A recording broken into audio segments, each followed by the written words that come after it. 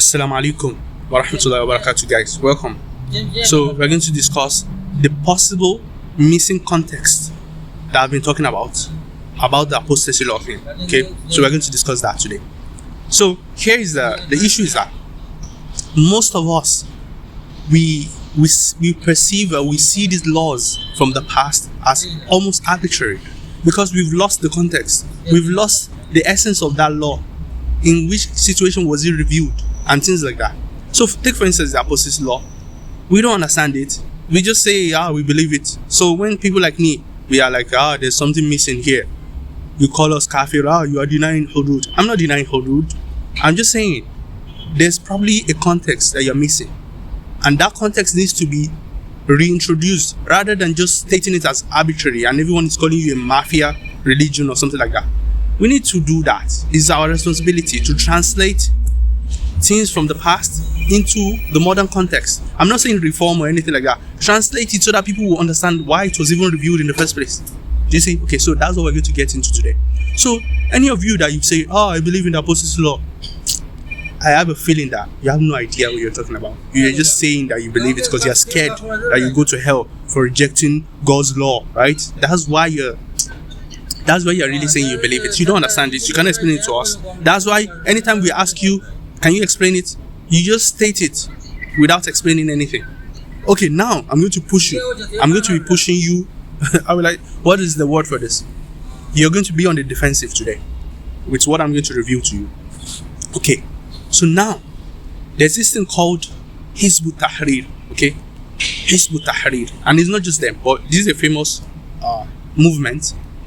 They charge us all with kufr. All of us. All Muslims in the world, they charge us with kufr. Why? What did we do? Don't we say the shahada? So the point I'm going to show you in this video, let me just give you right here and there. The apostasy law thing is not really about religion.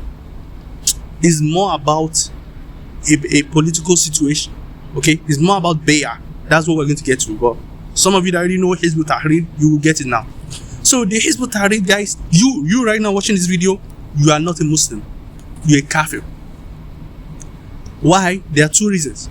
First of all, you are living under a government that is not ruling by God's law. So it's not your shahada that is the problem, or you don't pray 5 times a day, or many of other things. You are living under a government that is not ruling by God's law, and therefore you have sworn allegiance to those people, and therefore you are a kafir. You right now, you're a kafir. And if you're a kafir, the apostasy law says we should kill anyone that is a kafir or something like that. We will kill you. Do you think you're a Muslim or not? You think you're a Muslim, but according to this principle, and they have hadith for this. There's hadith that talks about what's it called? But that's the first one. The second one that is much more important. There's a hadith that talks about whoever dies not giving his bay'ah has died in the state of jahiliyyah. You have died in the state of kufr. So if you die and you didn't give bay'ah, you're a kafir. That's their second method. It's not just Hizbu Tahrir. There are many other people, fundamentalists, that believe this too. So now, you as a modern person, you are living in England, or you are living in Nigeria or somewhere else. You are kafir by 2 reasons, and your blood is halal. So when I'm telling you guys, apostasy law, you think it's a joke. You think it's a joke, okay? When I'm trying to say that the apostasy law should not be applied for some reasons, you think it's a joke. But your life is in danger. There are some people justifying killing you, that your blood is halal, because you have sworn allegiance to the wrong government, a non-Muslim government. That is bima anzalallah. You are not ruling by what Allah's law, right? The second reason is that you don't have a bay'ah to who? To the Khalifa. So the Hizbu Tahrir, they said without the Khalifa there is no Islam. Without the Caliphate there is no Islam. So since when the Caliphate was broken or whatever, there has not been Islam since that time. Anybody born after that, we are not really Muslims. We are kafir by that definition, because we die in the state of jahiliyyah. So now what am I showing you? I'm showing you something very important here. That it's not just your declaration of shahada that really makes you a Muslim. There's also something, the bay'ah. Now you as a modern person, you don't understand what is bay'ah. Have you ever given bay'ah? You might have given bay'ah without you even knowing. You calling yourself a citizen of a particular country, you have given bay'ah to that country, but you don't know. In Nigeria, we have this pledge. I pledge to Nigeria, my country, to be faithful, loyal, and honest. We've been reading it since we were young. That's bay'ah to your country. You will fight and defend that country, and you can be forced to defend that country. And were you to betray that country, you will be killed for treason. See, I told you I will show you the context that is missing. Now let's go back. Let's go back in time to the time of the Prophet sallallahu alaihi wasallam, or the time of the Sahabas, or when this kind of laws were revealed. So when the Prophet, I don't know about the authenticity of those hadiths, but I think they are pretty much strong. They are very strong hadiths. So now, when the Prophet sallallahu alaihi wasallam allegedly says that man baddala dinahum faqtuluhu, or whoever changes religion, kill him, and there's another hadith that gives it more context that whoever changes their religion and he leaves the camp of the Muslims, kill him. Okay? Or the one that talks about whoever dies without bay'ah dies in the state of jahiliyyah. All those hadiths, you need to understand what it means to become a Muslim in the past compared to now. If you wanted to become a Muslim in the past, you will not only declare your shahada. Anyone can do that, private in their own house. You can do that. But for your blood, for your safety, for your, for your blood not to be halal or other things like that, you need to give oath of allegiance. You need to give bay'ah to the ruler, the Khalifa. You need to give bay'ah. So you cannot just say I'm a Muslim. You have to give bay'ah. Or there has to be, maybe you give bay'ah to your minister, your representative, and him he gives bay'ah to the Khilafah. There has to be a Khilafah. You cannot just be a Muslim. There are many things I can talk about that I don't even know if I should pack everything into this video. So take for instance, let's say the Muslim army is going out and they meet a particular group of people and they say, become Muslim or we fight war. And they say, okay, we become Muslim. Okay, so there's no war, right? No. If they become Muslim and they don't join the Khilafah, there is war. That's why Abu Bakr radiallahu anhu, he went and fought some people that didn't want to pay zakah. They still consider themselves as Muslims, but they broke off from the oath that they signed, and they were justifiably fought. So oath, the idea of oath, is what is missing today. We've missed that. Sorry, maybe this light is stopping you guys. We've missed the idea of oath, and we are talking about the law as if we understand it, as if we understand what it means. Take for instance, me, I don't think I've given bay'ah to Nigeria. I don't remember giving any bay'ah. But implicitly, I've already done it. So, I think if you bring all this to bear, to explain to people, it can make the law much more reasonable than just saying, whoever changes their religion, we have to kill him. And then you're talking about killing children. See, this is where it breaks down. When you've lost that context, or people in that context that don't understand the situation we are in right now, and then you think you can take from whatever they say. No.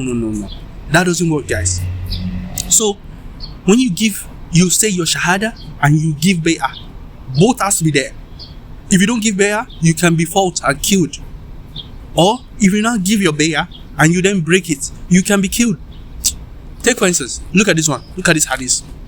The hadith talks about if you already give your bay'ah to one caliph, one leader, and another one, both of them Muslim, another one comes to you and tell you to sign another bay'ah, kill the second one. Wait, I thought we can only kill Muslims when the three conditions, when adultery and nafs bin nafs, when he kills somebody, murderer, or if he leaves his religion. What about now? You are supposed to kill the second caliph that is asking you to break your bay'ah. You see? Because the second caliph, he has to be killed because he's telling you to break your bay'ah. So it's the bay'ah, it's the oath. It's the oath that is missing. We didn't sign any oath to any caliph, and that's why the Hizbu Tahrir guys think all of us we are kafir. Because we seem to be very comfortable living in our countries, not ruling by God's law, and yet we think we are Muslims. So if you are living in USA, you have signed bay'ah to USA. You guys don't understand these things. You have signed bay'ah to USA as a citizen. You see, when it's time for war, there are some responsibilities that will be forced on you, even if you disagree. When you disagree with it, you'll be treated justifiably under the law as a traitor, because you have enjoyed the safety of the country. You have benefited from the country that protected you under some kind of oath, and yet now you are not agreeing to fight for them, or you are revealing their secrets to somebody else. Every society has this law. And yes, now let's go back to this. When you tell me that, you see, the Christians did it too, and the Muslim and Islam didn't bring it, you're right. It's not Islamic law per se. It's a law of statecraft. It's not like Islam brought it. Everyone did it, and that's why it was. No one complained about Islam killing apostates, because they were doing it too. Because the word apostate had another meaning that we don't understand today. Living in an empire and living in nation states, you think it's the same thing? You think it's not radical? It's very radically different. Okay? So, these are some of the things I'm trying to deal with. So, the 5 minutes apostate, should we go to that? I have many things, by the way, many things I can go into to show you that it's not just about whoever changes their religion, kill them. There's more. In fact, some people can argue, like I said in one of the other videos, they can argue that the hadiths that went into more details spoke about 2 conditions. They changed their religion, and then they left the camp of the Muslims, or something like that. The other part seems to be like someone breaking his contract, you see, because he's leaving, he's breaking. What if he doesn't do that? He maintains his duty as a citizen. He's not necessarily going to be killed. Some people say that, but I'm not even going to go there. I'm going to show you that you have to justify how you're a Muslim. If you think you're a Muslim right now, and your blood is not halal for anybody to just come and kill you, then why are you not following that hadith? Why are you not following the hadith that says whoever dies not giving bay'ah is a kafir? Or the one that talks about that there's no Islam without the Khilafah, or things like that? How do you address that issue? They have hadith, a clear hadith about this, but you reinterpret it, you put it into context. Why don't you put apostasy law into context? That one you will not put into context. So it's you that you're not really dealing with the issue. You just want to look like you're like we are just following the prophet, and but you are not. You are living in a country that is not ruling by Allah's law, and you are living without any bay'ah to any Islamic state. So you're not a Muslim, even though you think you're a Muslim. If those people catch you, they'll kill you for that reason. So anyway, let's not get too deep into that, but I've shown you in this video. Now let's go to the 5 minute apostate stuff. My explanation, the thesis I'm proposing here, explains it better. Why the 5 minute apostate can be killed. Because he's not being killed for apostasy itself. When he becomes a Muslim, he's doing 2 things. He's giving bay'ah and he's declaring shahada. Okay? Yes. Now, in 5 minutes time, if he says, I'm no longer a Muslim, he has broken his oath. The oath that he gave himself. So, okay, let me not hide something from you. There are 2 ways. Okay? The first way is that the condition of the bay'ah institutes that you must be in this religion till you die. If you break that, then you can be justifiably killed. Listen to what I'm trying to establish is a universal law. So I think if somebody in his own mind signs a law that if I were to change tomorrow, kill me, himself he signed it, then he can be killed justifiably. Even though I'm not necessarily agreeing with it, he can be killed justifiably, because it's his own law that they are applying to him. He says, if I change tomorrow, kill me. Exactly. So if 5 minutes later you change, we can kill you for you have instituted it, you have signed that oath yourself. The second one is now saying that the oath is not really, the condition of the oath is not just the religion is not part of it. The bay'ah is what's important. The bay'ah, as long as you don't break your bay'ah, you will not be killed, even though you change your religion. So the 5 minute apostate, even if he says he's not Muslim anymore, as long as he's still he's still under the bay'ah and he doesn't break the bay'ah, he will not be killed.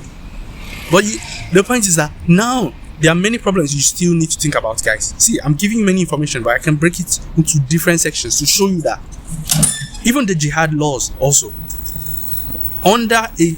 when we are living in the caliphate and an empire, they make more sense than if you're just living in a nation state. Okay, it's different, radically different. So now, what was I going to speak about? We've talked about the 5-minute apostate stuff, right? Which one did I want to talk about just now?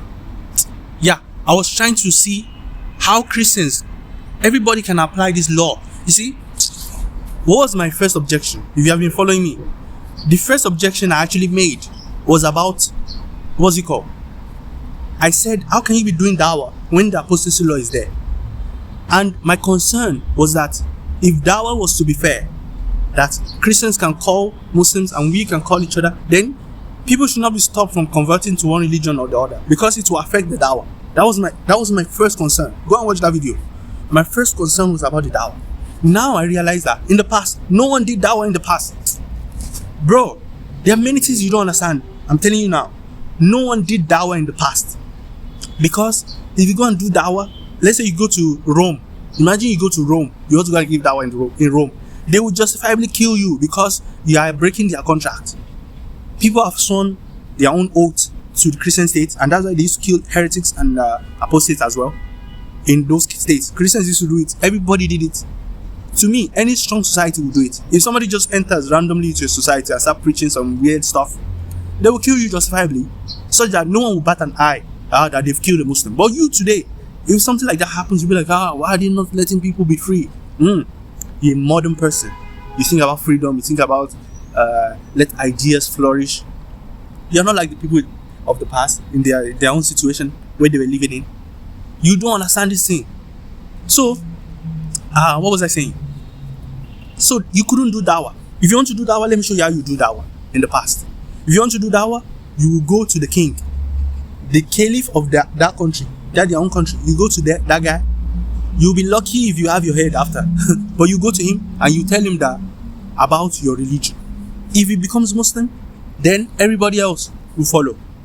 If the caliph, let me not use caliph, the leader of that country, of that tribe, if that guy becomes Muslim, then everyone will follow him.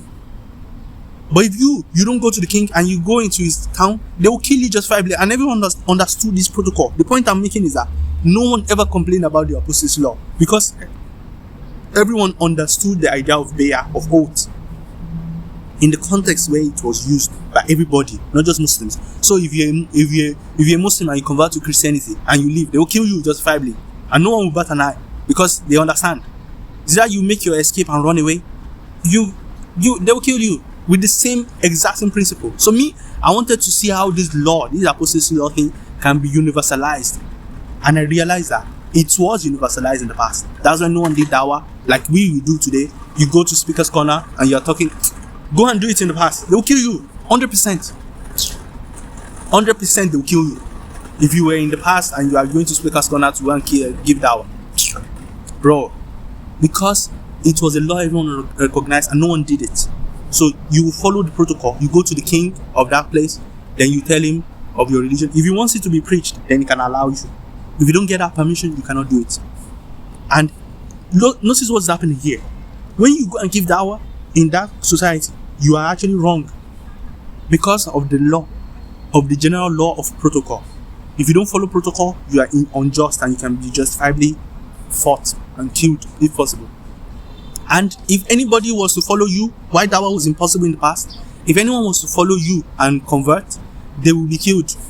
Based on the same principle, you have to kill your own apostates. They have the same law and everyone understood it somehow. So these are some of the things that I'm talking about. When I say that apostasy law cannot be applied, I'm talking about in the modern world, when no one has given any bay'ah, any oath, no one is, you are free to go to a country and preach and things like that. So in that context, you cannot be speaking about apostasy law in the same way anymore. And that's my point. I hope I've made my points clear in this video. I have many things I can bring, many examples of hadiths, of things like that can show you that the idea of khuruj, rebellion, everything is tied together with the concept of bay'ah that I believe we have lost. And if you don't bring these things to bear and you go and explain these things, I can explain to somebody, I can justify the apostasy law, as long as let's not call it apostasy law to the modern here, let's call it perjury law. someone that broke his own oath, everyone understand that is unjust. That is what makes more sense. So I think that's all in this video. See you guys later. Assalamu alaikum wa rahmatullahi wa barakatuh.